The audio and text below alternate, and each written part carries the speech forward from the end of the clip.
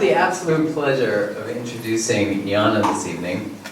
And I can remember 4 or 5 years ago, I can't remember exactly the time, but I was talking to her on the phone and I asked her, what would you do if you could do anything? And she was like, I'd be a writer. And I was like, well, why don't you just start? And it's really fascinating to think about the evolution of her as a writer and where she's come from. And the first article that she ever wrote and sent to me was about Pamela Anderson's breasts. And I think I don't want to speak for everyone here, but my most favorite thing about her and her art is that there's no difference between the two. That I know she talks about just taking slabs of her heart and sharing them with everybody.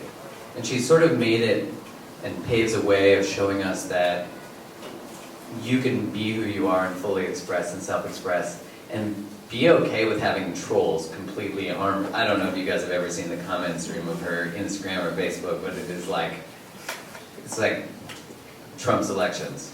Like, it's insane. And I love that because there's not a single time that she doesn't take a risk. And when she takes risks and writes about these really powerful things and we sort of like watch and observe her emotional experience as she evolves, we sort of evolve with her, is she's sort of taking bushes to the face, right? Like she's trudging the path as opposed to walking one that everyone has already walked. And so it is it's such an honor to be able to introduce you and to be able to have walked behind you while you took the bushes to the face, and then I was like, I'll say that thing too. That's good. So I'm just so proud and honored, and if we could give her a round of applause.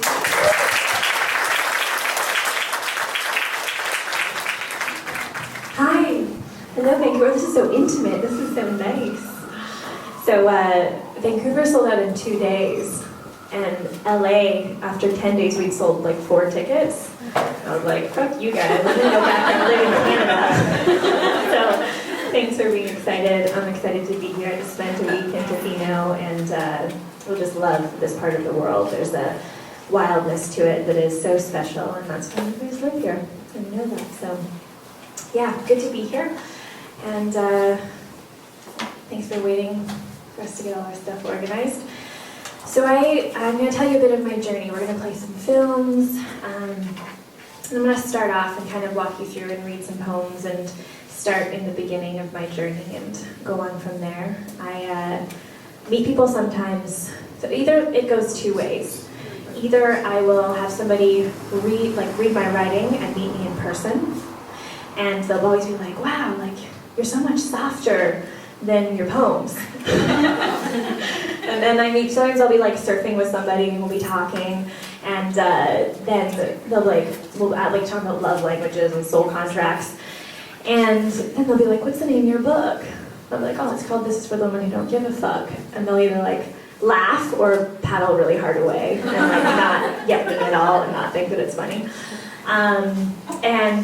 So yeah, I did not always share bold beat poetry. In fact, I did not even really write the poems I did today. At first, I actually thought I was going to be a travel writer, and I was traveling around Australia. I just slept in my car. I did 30,000 kilometers, and I was writing all of these pieces. And my friend was like, you're traveling, you're already doing it. You should write travel writing. And I was like, that's it. I'm going to be a travel writer. I'm going to write for Up magazine. And so I took all of these pieces and submitted them to about 100 different magazines, and they all got denied, or no replies.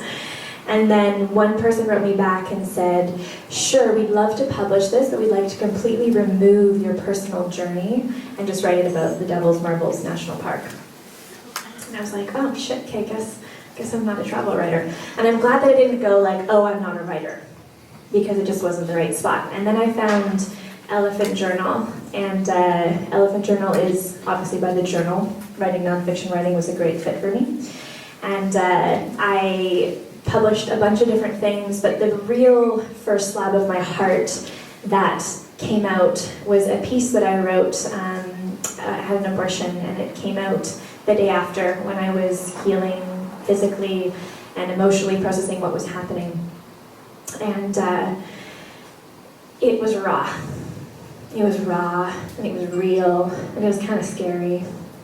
Everything else had been pretty sweet, but not raw and real. And in this piece, I talked about everything from people who gave me support or opinions, and sometimes it was neutral, and sometimes it was not neutral. I talked about the doctor who, when I went in to talk about where I was and what procedure would be good if I chose to have the abortion, and he looked at me and said, "Don't do it, you'll regret it." And I talked about the fact that I looked at him and said, "Listen, if I was a 14-year-old girl who had yet to find my spine, that could have really affected my choice, and I wish every woman's choice in this world." I talked about, the boyfriend that didn't show up, and I talked about the fact that moms were not allowed in the procedure room. I talked about the conversation that I had with my belly in front of the fire, because I don't know if you're in there yet, but if you are, I love you, and this is not the right time. And if you choose to come back and walk this life with me, I'll be honored. And if you choose a different mother, then I'm also okay with that. And so I wrote this piece, and I didn't know what to do with it. I didn't want to share it for attention. I didn't want to write it and just share it to hurt this man in my life that didn't show up, although I do that sometimes with my poems. Learning to do that less. And so I just left it. I just left it for 30 days, 60 days. I want to invite them to come. Please turn your cell phones on silent for the rest of this. God, I wish I could stand here. It feels better when there's this big screen. I'm going to move around. And shit, now where were we? What were we talking about? The piece. So it came out, and I was like, I'm just going to wait 30 days and see how I feel.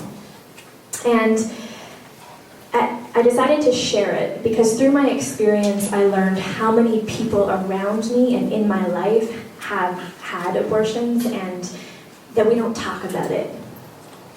It's almost like we just sweep things under the rug, and I was like, I want to be the shame exorcist.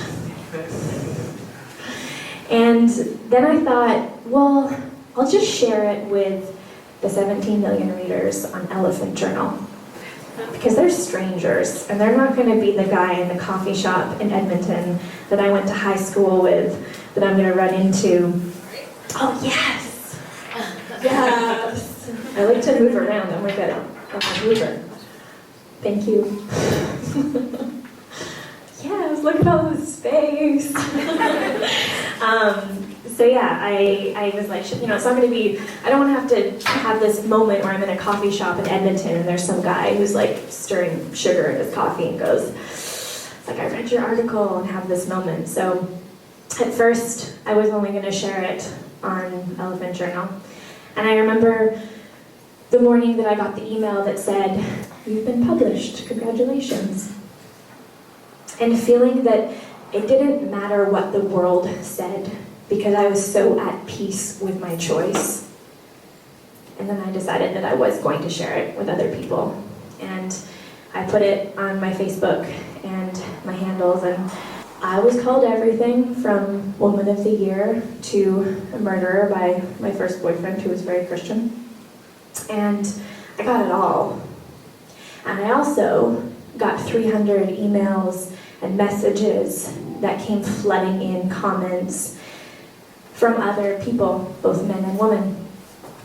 And one of them that I received said, I was 16, my father dropped me off at the clinic, told me not to tell my mom, and you're the first person that I'm telling. And I was like, oh, this is it. This is what we want to talk about. This is what we want to be in. And the why of my work, which is to share slabs of my heart in that moment, walked directly up to me. And I met it and was like, okay, so this is what we're going to do. I'm going to be vulnerable, and I'm going to be raw, and I'm going to get crucified sometimes, and probably all of you have not liked me at one moment in reading my writing. And other times you might think I'm kick-ass, and that's okay. And from then on, I continued to share these slabs of my heart. And I had lots of moments along the way where people went, put your vulnerability over there. I had a roommate who was like, Janne, it's really uncomfortable what you're sharing on Facebook. You should make a blog and put it over there. And I'm glad that I didn't, because now that's where we all hang out on Instagram and Facebook, and your vulnerability and your story has a place in this world too, and that's part of my work. So I wanted to start off by reading a poem that is called I Am Not My Sadness. And this is one of my favorites, actually.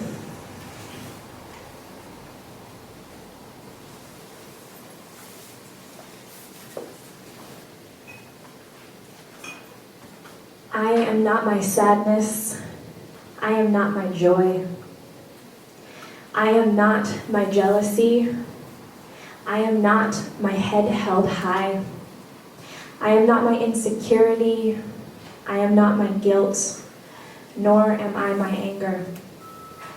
These emotions are visitors to the vessel that I am, and I love them and feel them and don't attach stories to them or identify with them. I simply let them come and sit at my stoop. I drink tea with anger, and I hear her rage. I see her flex her biceps and her blood boil. I see her face popping and her arms swinging. I invite sadness to sit beside me. She is blue, and everything she touches turns blue. I see the weight of her heart as the words fall slowly out in tears, and then I kiss her goodnight. Joy is next, and she is standing and talking quite loudly with her hands as she tells a grandiose story with gleaming eyes and laughters that shake the mountains around me. She is light, and I feel relief at her presence.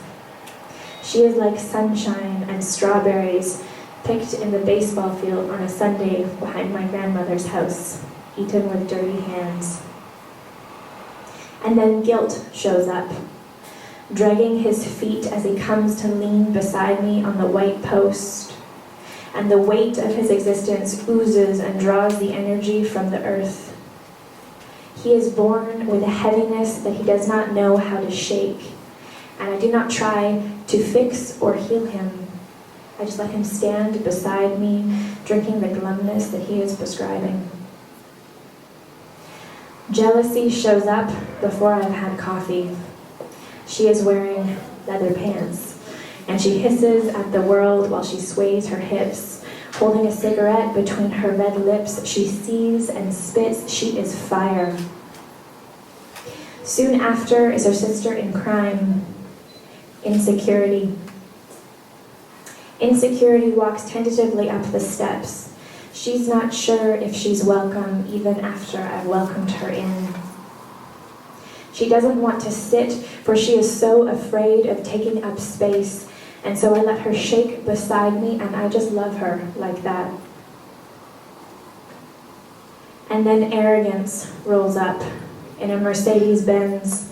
He revs his engine with the tenacity of a child longing to be seen.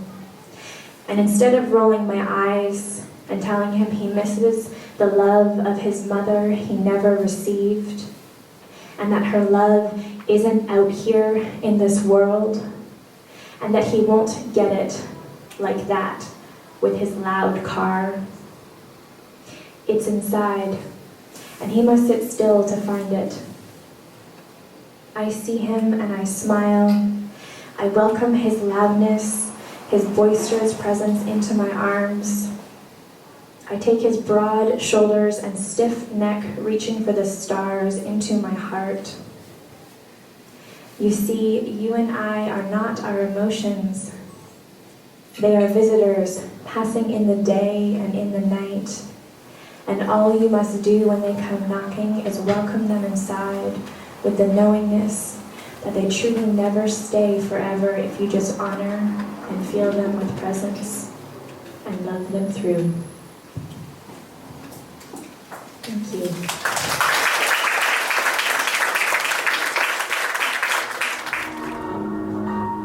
I will never while we make wine.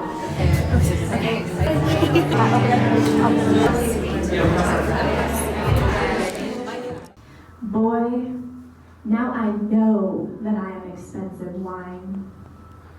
And not just expensive wine, but good wine. Wine made from grapes that has never tasted anything but the yellow roundness of the Tuscan sun.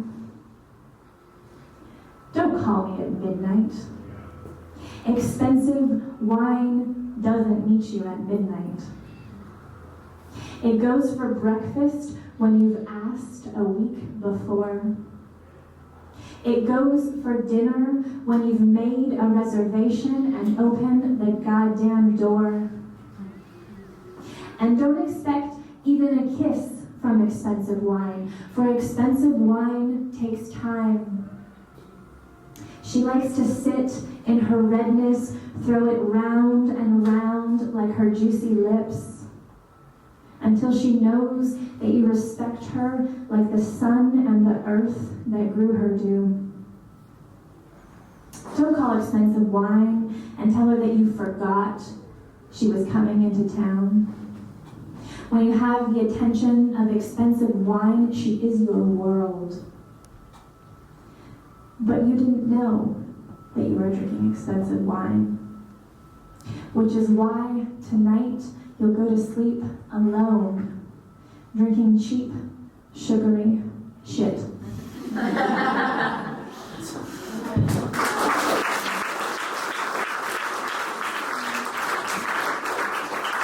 you. I promise we'll start signing books soon. I know that if I go over, we gotta do it on the street because I hurt you.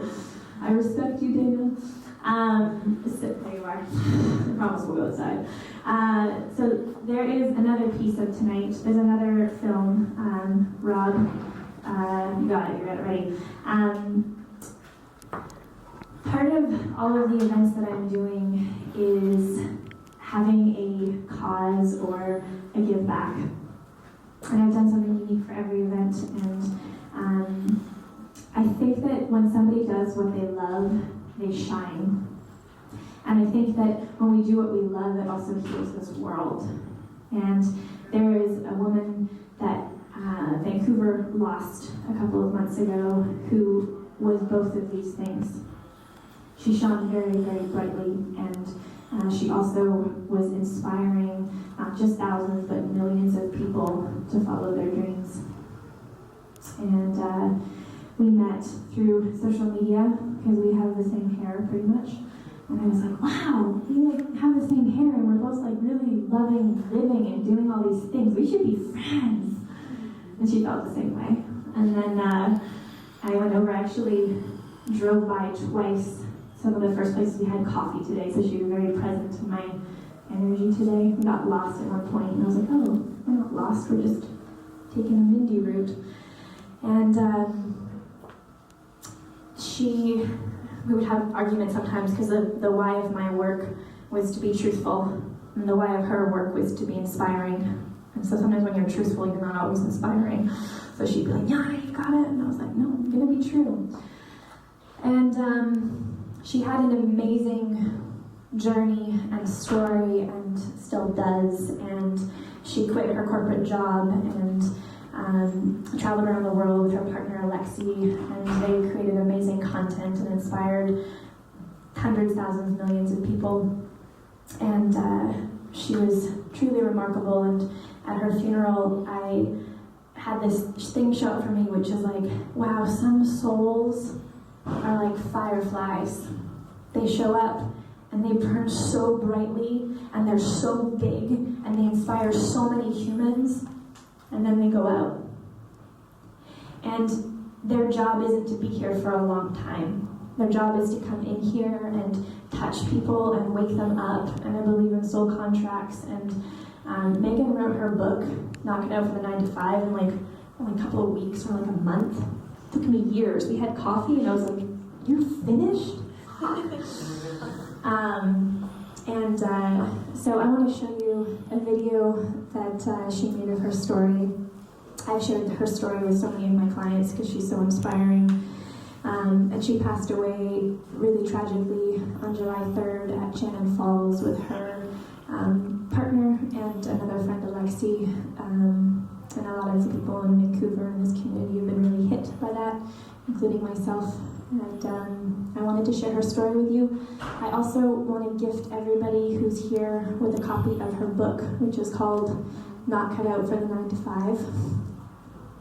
And I'm going to need your emails because we had some problems with Amazon that I couldn't figure out. So I think Serena will have a pen and paper. There will be a pen and paper over there. And please do leave your email so that I can send you a copy of her book. And I wanted you to meet her because she is a fucking beautiful firefly. So this is a story that she made about her journey.